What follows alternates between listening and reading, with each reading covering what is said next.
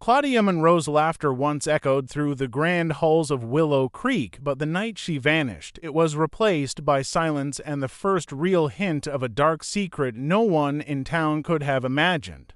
In the quiet town of Willow Creek, life moved at a slow and predictable pace. Families waved to each other on their morning walks, shopkeepers knew every customer by name, and the nights were calm, lit only by street lamps and the occasional passing car. But this tranquility was shattered one crisp autumn evening when Claudia Monroe, the 28-year-old heiress of the Monroe family fortune, disappeared. Claudia was not just wealthy, she was known for her charm, her involvement in local charities, and the way she effortlessly moved through high society while maintaining a carefully curated private life. On the night she vanished, she had attended a gala at the Monroe estate, a lavish affair that drew socialites, business leaders, and influential figures from across the state. Guests recalled seeing her in the grand ballroom, her laughter echoing against the high ceilings as she mingled. Appearing as radiant and composed as ever, when the event ended, Claudia left with a small entourage of staff, but she insisted on taking a short walk around the estate grounds before returning home. That would be the last time anyone saw her alive. At first, those around her assumed she had stepped away briefly or decided to spend the night elsewhere in town. But when morning came and Claudia failed to return, unease settled over the estate. Her personal assistant called the police, reporting her absence and describing her meticulous routines, which made her sudden disappearance even more alarming. Officers arrived to search the grounds, scanning the manicured gardens, the surrounding woods, and the quiet roads leading from the estate. Nothing appeared out of place, doors were locked, windows were secured, and no signs of forced entry were visible anywhere in the house. It was as if she had simply vanished into thin air. Neighbors were interviewed, but their accounts offered little clarity. Some claimed to have seen a black SUV parked near the estate that night, its engine idling for an unusual length of time. Others reported hearing faint sounds of tires crunching along the gravel driveway, though no one saw anyone enter or leave the vehicle. The police noted the odd timing and location of these sightings, but struggled to connect them to Claudia's disappearance. Her car remained in the driveway, untouched, and her phone, which she always carried, was nowhere to be found. Rumors began to spread through the town like wildfire, fueled by anxiety and the sudden intrusion of uncertainty into their familiar lives. As the hours turned in 2 days, the media descended upon Willow Creek. Headlines screamed about the missing heiress, and television crews crowded the estate gates, interviewing concerned neighbors and family friends. Despite the attention, every lead seemed to dissolve into nothing. Security cameras in the area had gaps in coverage, and digital records showed no unusual bank activity or travel plans. Local law enforcement worked tirelessly, organizing search parties and checking nearby forests, abandoned buildings, and even distant towns, but Claudia's trail had gone cold. Friends and relatives were left in a state of helplessness, unable to understand how someone so meticulous, so careful, could disappear so completely. The town, once serene and predictable, now buzzed with unease, suspicion, and fear as everyone wondered if the quiet streets of Willow Creek could ever feel safe again. 3 months passed since Claudia Monroe's disappearance, and the case had grown cold. The initial flurry of media attention had faded, leaving behind a town still tense but slowly returning to its routines. Investigators continued their work, but leads remained frustratingly scarce. Then, a breakthrough arrived in the most unexpected of places. A delivery driver making his usual rounds along the outskirts of Willow Creek stumbled upon a leather handbag lying abandoned near a dense forest at the edge of town. It was worn and muddy, as if it had been discarded in a hurry or hidden and forgotten. Inside, the driver found Claudia's wallet, her phone, and a small notebook filled with pages of neat, meticulous handwriting. The discovery instantly reignited public interest and gave law enforcement new evidence to examine, though it raised more questions than it answered. How had the bag ended up so far from her home? And why had she left it there intentionally or unintentionally? Anne-Marie Green, a journalist specializing in cold cases and long-term investigations, was drawn to the story immediately. She was known for her ability to notice patterns others overlooked, and this case seemed to contain clues hidden in plain sight. She obtained access to the notebook and began reading it with careful attention. What she found was unsettling.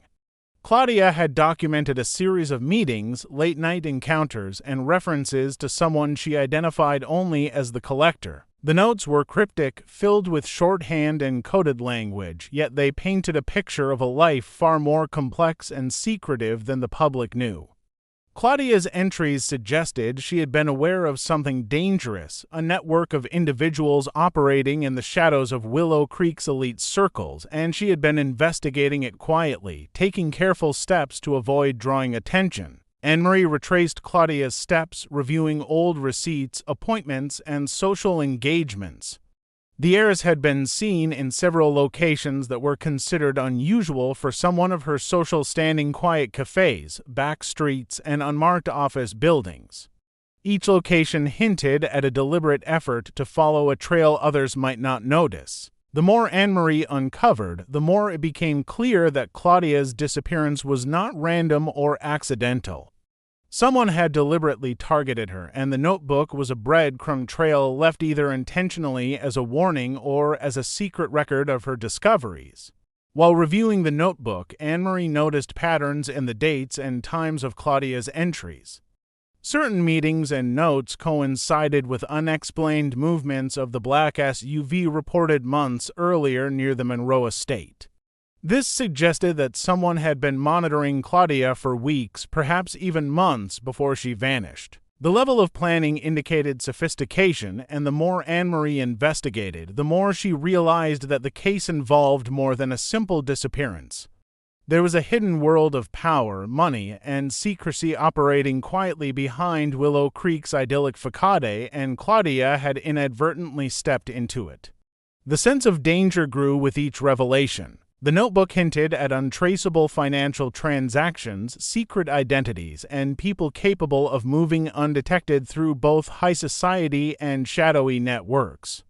Each new piece of information deepened the mystery, suggesting that Claudia had been drawn into a situation far beyond her control. Anne-Marie understood that solving this case would require patience, meticulous attention to detail, and a willingness to follow the trail wherever it led, even if it meant uncovering truths the town would find hard to believe.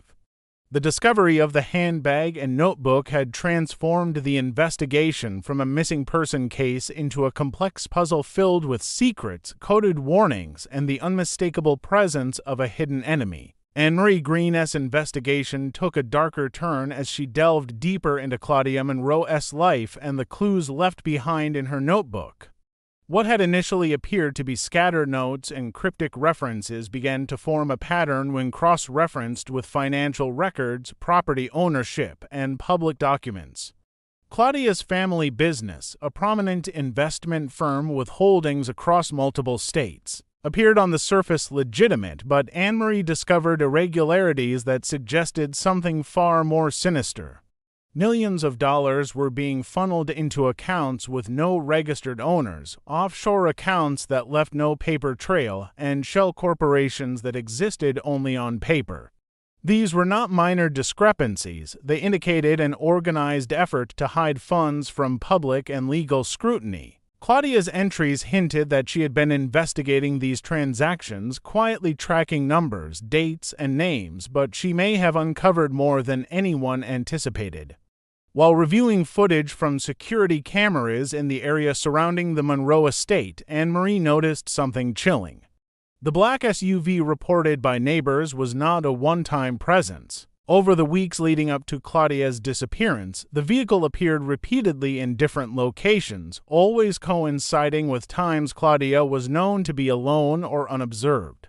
The images were grainy, the driver's features indistinguishable, but the SUV's persistent appearances suggested surveillance, not coincidence. Even more disturbing was a shadowy figure in dark clothing that could be seen following Claudia on some of her evening walks.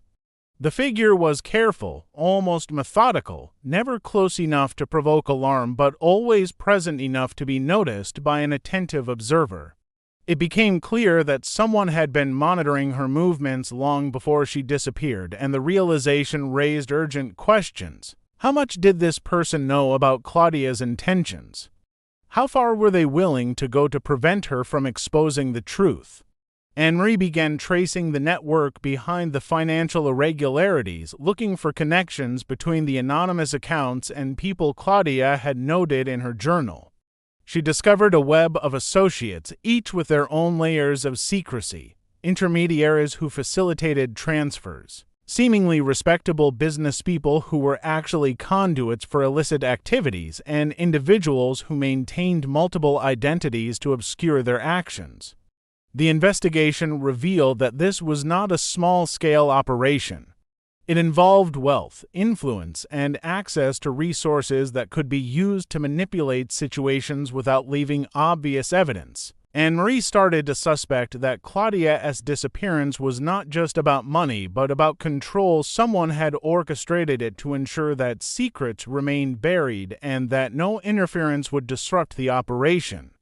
The more Anne-Marie pieced together, the more dangerous the investigation felt. Claudia's entries indicated that she had recognized the presence of this hidden enemy, someone familiar with her habits who knew how to anticipate her moves. The black SUV and shadowy figure were not random threats.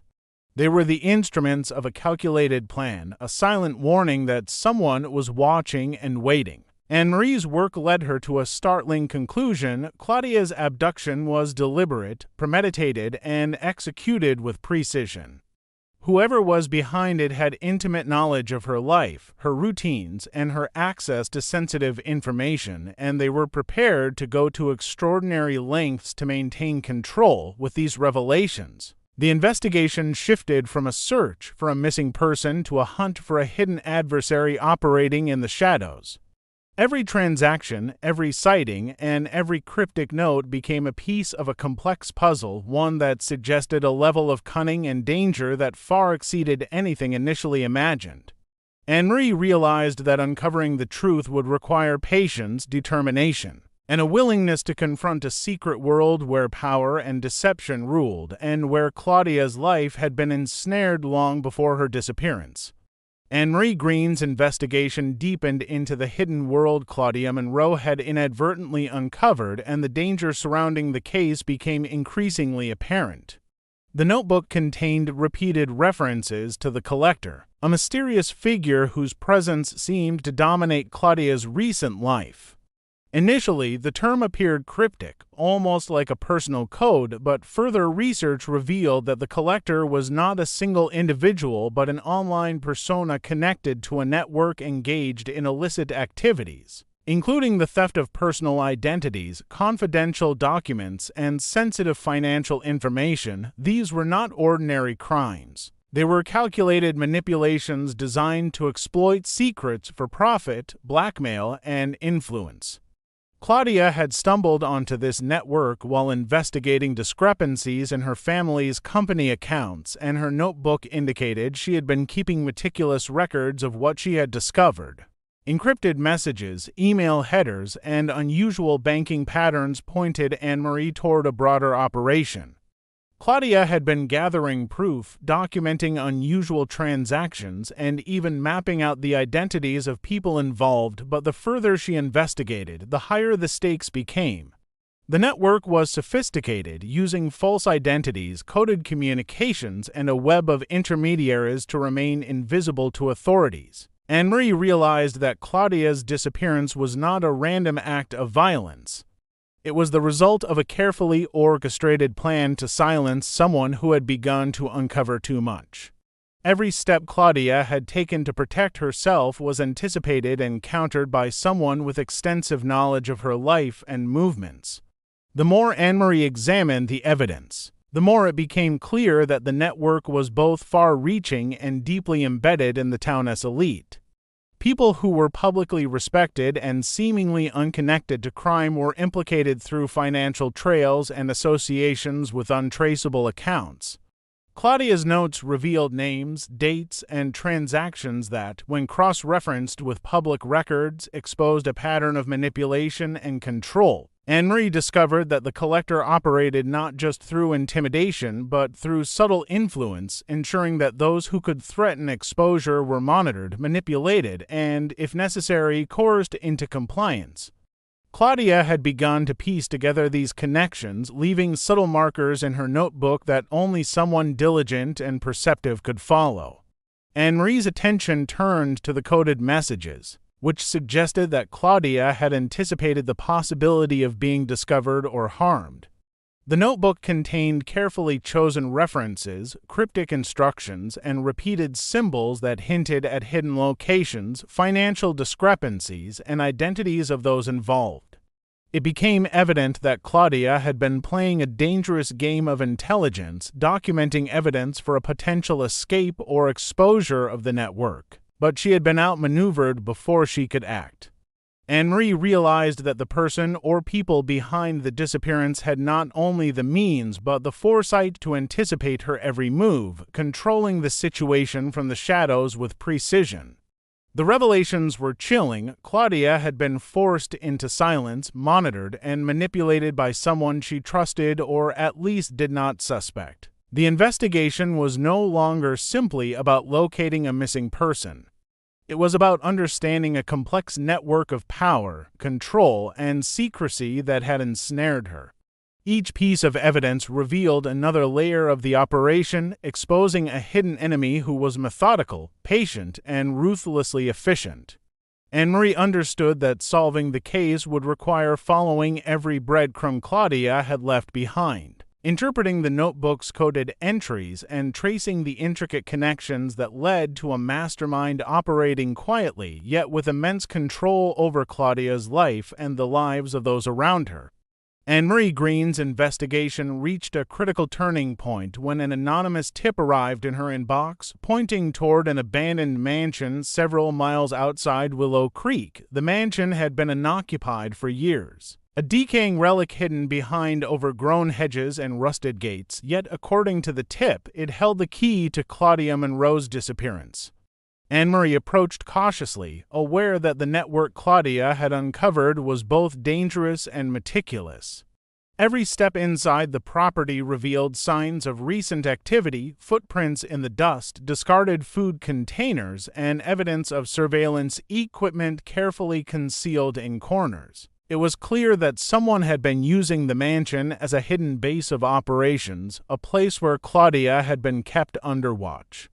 Inside, Anne-Marie discovered Claudia, alive but visibly weakened, her presence almost ghost-like amid the dim light and shadows. Claudia had been held in isolation, forced to cooperate with the schemes orchestrated by the network, her movements carefully monitored and controlled. The notebook, once a tool for her own investigation, had become a silent guide that led Anne-Marie to the truth.